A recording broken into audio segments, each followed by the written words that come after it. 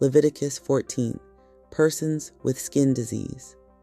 The Lord said to Moses, "This will be the instruction for anyone with skin disease at the time of purification.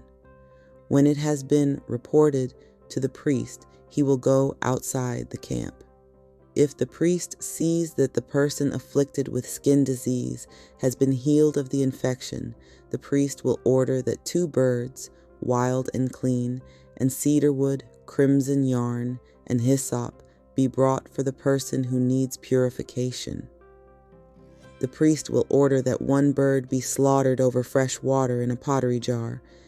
He will then take the other wild bird, along with the cedar wood, crimson yarn, and hyssop, and will dip all of this into the blood of the bird that was slaughtered over the fresh water. He will sprinkle the person who needs purification from skin disease 7 times and declare that they are clean. Then the priest will release the wild bird into the countryside. The person who needs purification will then wash their clothes, shave off all of their hair, and bathe in water. At that point, they will be clean. After that, they can return to the camp, but they must live outside their tent for 7 days. On the 7th day, the person must shave off all their hair again, head, beard, and eyebrows, everything. They must wash their clothes and bathe in water. Then they will be clean again. On the 8th day, that person must take 2 flawless male sheep, 1 flawless 1-year-old 𝗀𝗄, a grain offering of 3/10 of an ephah of choice flour mixed with oil, and 1 log of oil.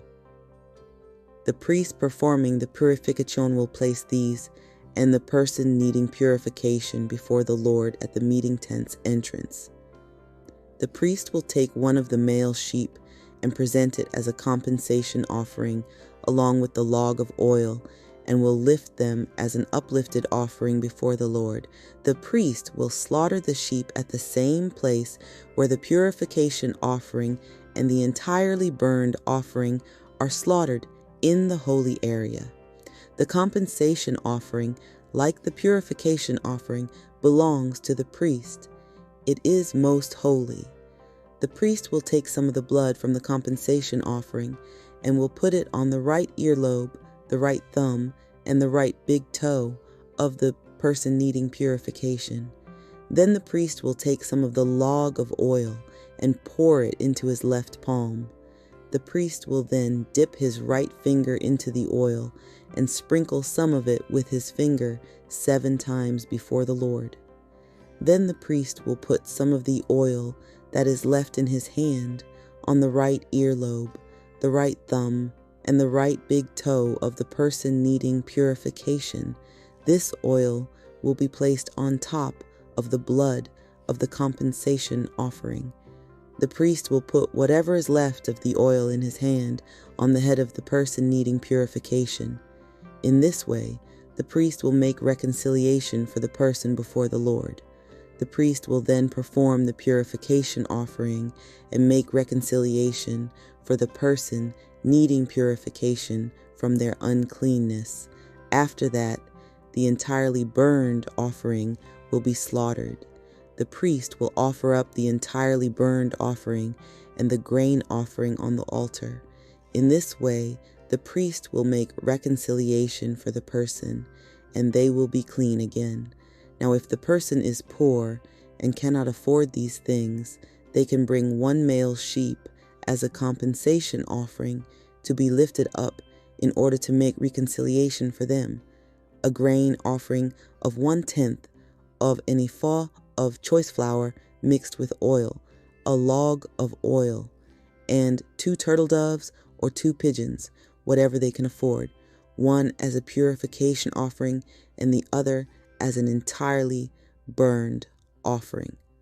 On the 8th day, they must bring these items for their purification to the priest at the meeting tent's entrance before the Lord.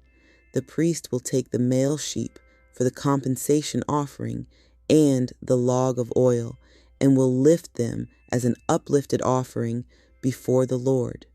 the priest will slaughter the sheep for the compensation offering and will take some of its blood and put it on the right earlobe, the right thumb, and the right big toe of the person needing purification. The priest will pour some of the oil into his left palm. Next, the priest will sprinkle some of the oil 7 times before the Lord using his right finger. The priest will then put some of the oil that is in his hand on the right earlobe, the right thumb, and the right big toe of the person needing purification, on top of the same places as the blood of the compensation offering. The priest will put whatever is left of the oil in his hand on the head of the person needing purification to make reconciliation for them before the Lord. The person will then offer one of the turtle doves or pigeons, whatever they can afford, one as a purification offering and the other as an entirely burned offering, along with the grain offering. In this way, the priest will make reconciliation before the Lord for the person needing purification. This is the instruction concerning those who have an infection of skin disease, but who cannot afford the normal means of purification. Houses with skin disease. The Lord said to Moses and Aaron, "When you enter the land of Canaan, which I am giving to you as a possession, and I put an infection of skin disease on a house in the land you possess, the homeowner must come and tell the priest, 'I think some sort of infection is in my house.' The priest will order that the house be emptied before he comes to examine it, so that nothing else in the house will become unclean. After that, the priest will come to examine the house. If he examines the infection, and the infection in the walls of the house consists of greenish or reddish depressions, which appear to be deeper than the surface of the wall, the priest will exit the house, go to the front door, and quarantine the house for 7 days. On the 7th day, the priest will return. If he finds that the infection has spread over the walls of the house, the priest will order the stones in which the infection is found to be pulled out and discarded outside the city in an unclean area. The inside of the house will then be scraped on all sides, and the plaster that has been scraped off must be dumped outside the city in an unclean area. Then different stones will be used in place of the first ones, and new coating will be used to replaster the house. If the infection breaks out again in the house after the stones have been pulled out and the house scraped and replastered, the priest will return. If he finds that the infection has spread throughout the house, it is a case of infectious skin disease in the house. The house is unclean. The house must be destroyed, its stones, wood, and all the plaster in the house. All of it must be taken outside the city to an unclean area. Anyone who enters the house during the entire period when it is quarantined will be unclean until evening. Anyone who lies down in the house must wash their clothes. Anyone who eats in the house must also wash their clothes. But if the priest arrives and finds that the infection has not spread after the house was replastered, the priest will declare the house clean because the infection has been healed. To cleanse the house, the priest will take 2 birds, cedarwood, crimson yarn, and hyssop. He will slaughter 1 bird over fresh water in a pottery jar. He will then take the cedarwood, hyssop, and crimson yarn, along with the wild bird, and will dip all of this into the fresh water and into the blood of the bird that was slaughtered. He will then sprinkle the house 7 times. In this way, the priest will cleanse the house with the blood of the bird, the fresh water, the wild bird, the cedarwood, the hyssop, and the crimson yarn. Then he will release the wild bird outside the city into the countryside. In this way, he will make reconciliation for the house, and it will be clean. Conclusion concerning skin disease. This concludes the instruction concerning every infection of skin disease. for scabies, for skin disease on clothing or in houses, and for swelling, scabs, or sheeny spots. In order to determine when it is unclean or clean, this concludes the instruction concerning skin disease. Leviticus 15. Male genital emissions. The Lord said to Moses and Aaron, "Speak to the Israelites and say to them, whenever a man has a genital emission, that emission is unclean. This is the nature of the uncleanness brought about by his emission, regardless of whether his genital organ allows his emission to flow or blocks the flow, it is unclean to him. Any bed on which someone with an emission lies will be unclean, and any object on which that person sits will be unclean. Anyone who touches such a bed must wash their clothes, bathe in water, and will be unclean until evening. Anyone who sits on something that the one with the emission also sat on must wash their clothes, bathe in water, and will be unclean until evening. Anyone who touches the body of the one with the emission must wash their clothes, bathe in water, and will be unclean until evening. If the one with the emission spits on a clean person, the clean person must wash their clothes, bathe in water, and will be unclean until evening. Every saddle on which the person with the emission rode will be unclean.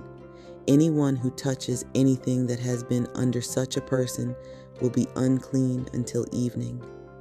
Anyone who carries such items must wash their clothes, bathe in water, and will be unclean until evening. If the one with the emission touches someone without first rinsing his hands with water, that person must wash their clothes, bathe in water, and will be unclean until evening. Any pottery jar that the one with the emission touches must be broken, and any wooden tool must be rinsed with water. When the man with the emission is cleansed of his emission, he will count off 7 days for his purification. He must wash his clothes and bathe his body in running water. Then he will be clean again. On the 8th day, he will take 2 turtle doves or 2 pigeons and come before the Lord to the meeting tent's entrance and give these to the priest. The priest will offer them, one as a purification offering and the other as an entirely burned offering. In this way, the priest will make reconciliation for him before the Lord because of his emission.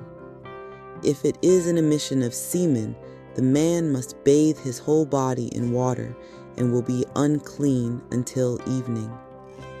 Any clothing or skin on which there is an emission of semen must be washed in water and will be unclean until evening. If a man lies with a woman and has an emission of semen, both of them must bathe in water and will be unclean until evening. Female genital emissions. Whenever a woman has a discharge of blood that is her normal bodily discharge, she will be unclean due to her menstruation for 7 days. Anyone who touches her will be unclean until evening. Anything on which she lies or sits during her menstruation will be unclean. Anyone who touches her bed must wash their clothes, bathe in water, and will be unclean until evening. Anyone who touches anything on which she has sat must wash their clothes, bathe in water, and will be unclean until evening. Whenever anyone touches something, whether it was on the bed or where she has been sitting, they will be unclean until evening.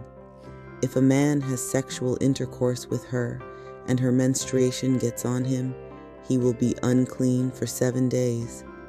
Any bed he lies on will be unclean. Whenever a woman has a bloody discharge for a long time, which is not during her menstrual period, or whenever she has a discharge beyond her menstrual period, the duration of her unclean discharge will be like the period of her menstruation. She will be unclean. Any bed she lies on during the discharge should be treated like the bed she uses during her menstruation, and any object she sits on will be unclean as during her menstruation. Anyone who touches these things will be unclean. They must wash their 𝘁𝗵彼in water, and will be unclean until evening. When the woman is cleansed of her discharge, she will count off 7 days. After that, she will be clean again. On the 8th day, she will take 2 turtle doves or 2 pigeons and bring them to the priest at the meeting tent's entrance. The priest will perform a purification offering with one and an entirely burned offering with the other. In this way, the priest will make reconciliation for her before the Lord because of her unclean discharge. You must separate the Israelites from their uncleanness so that they don't die on account of it by making my dwelling unclean, which is in their midst. This concludes the instruction concerning those with discharges, men with emissions of semen that make them unclean, women during their menstruation, men or women with discharges, and men who have had sexual intercourse with an unclean woman.